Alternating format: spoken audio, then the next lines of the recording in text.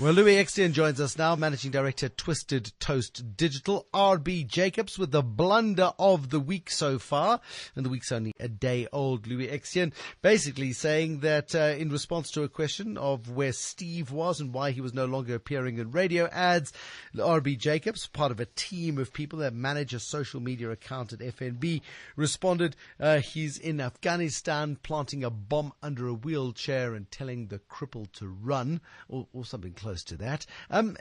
We've kind of assessed that it's probably not the end of the world, but boy, it's massively embarrassing. Yeah, sure it is, Bruce. It's extremely embarrassing, just like in real life. And I think that what's interesting about this conundrum FNB finds themselves in is that they've created a real persona in RB Jacobs. They call him RB Jacobs, the FNB guy. And he's got a LinkedIn profile as well. And he's got a LinkedIn profile as a real person, not as a company brand or as a company page. So what's interesting about the strategy here is that they are personifying the FNB brand as if it is a real person. And if you followed the tweets after the embarrassing tweet, in one tweet, RB Jacobs says, FNB is disappointed in and sincerely apologizes for the tweet, etc.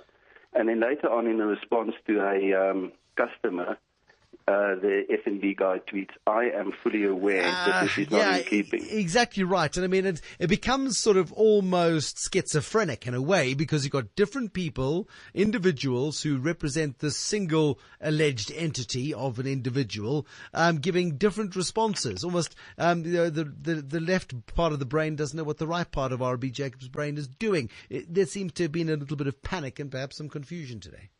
Yeah, sure. So that goes to the heart of the let's say the social strategy. And if there is something that one can question is it a good thing to personify a brand and a sort of non-living entity so closely to a real kind of person? I mean, with the LinkedIn.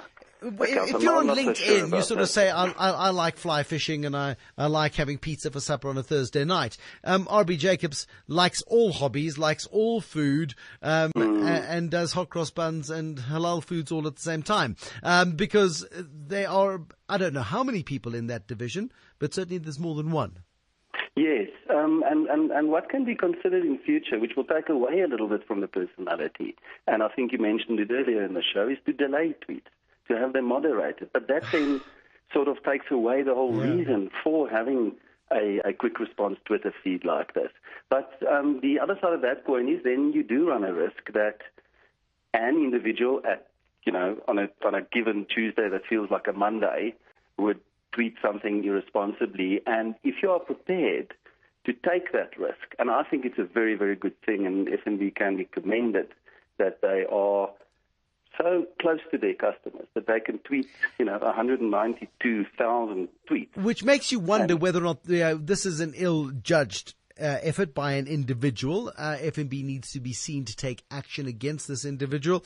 But ultimately, RB Jacobs is a staunch communicator, is a regular communicator, and has a relationship with people. If the people with whom we had the closest relationships took offense to everything we said, well, we wouldn't have many relationships, would we? In the virtual world, does that work as well?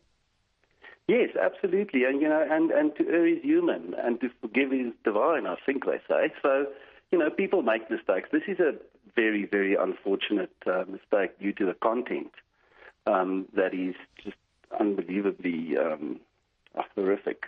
But people do make mistakes, and if you're going to be a person or as close to a person as a brand can be, then you are going to, on occasion, make a mistake. And then I think FNB handled the situation extremely well. They reacted fairly quickly. And they apologized, and they continue to apologize. And the FNB CEO, Jacques Sougier, has issued a statement to say that, the company's sorry, and they're going to try and prevent something like this from happening again. No harm done. It's no longer trending on Twitter. I think it's died a natural death. But it is a warning to anybody who manages whether it's their own Twitter profile, a tweet in jest is not necessarily going to be interpreted in the way in which you might have intended it, no matter how sick the joke.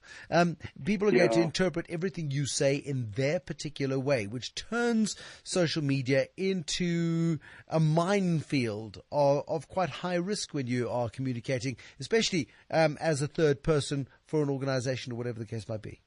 That's right. You've got to understand the risk and accept it, and then probably let as few as humanly possible people tweet on it, or post on it on Facebook or on LinkedIn or whatever it is.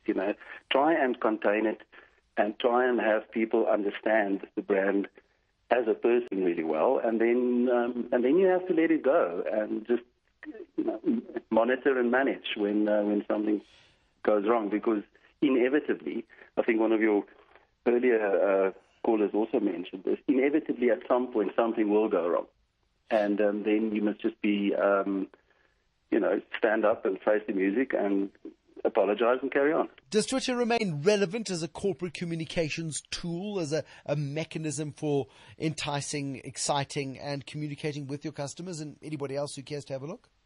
Absolutely, yes. There's no doubt, and it's platforms like these are just increasing, and communication is fragmenting, and that is just that is where we are now, and it's just going to continue like this. So better embrace it and understand the risks and do your best. That fragmentation of social media is actually even more scary, isn't it? Because now, rather than managing one or two social media accounts, you're managing 10 or 20 or 30 or whatever the case is. They're going to be bigger sort of Twitter departments or bigger social media departments in companies soon than accounting departments, it would seem. Absolutely, Bruce. You make an extremely important point, and that is really something that everybody can learn from what we are facing today. And that is that these channels are your priority channels today. The press release to the newspaper is, much lower down on the list today. Making sure that your various social profiles are constantly managed professionally, that is your key priority today, and that is where or certainly a significant part of your marketing investment should be going.